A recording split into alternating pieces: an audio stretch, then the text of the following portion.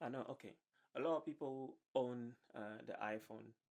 I say the iPhone 15 or the iPhone Max or all this thing. So anyone that own the iPhone 15 Pro Max or the new version, even the old version still do it. So from 13, from 12 until 15, so all those ones support MagSafe.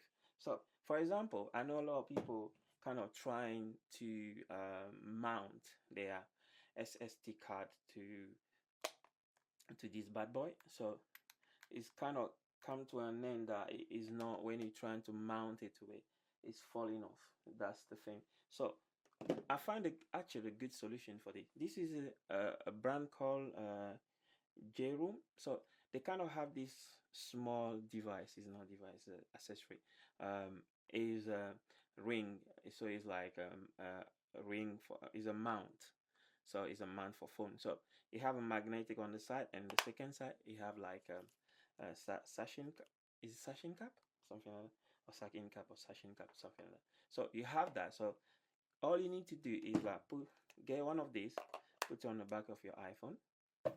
You have your SSD card, and then just put on it, press it, and then voila, like it's not going anywhere.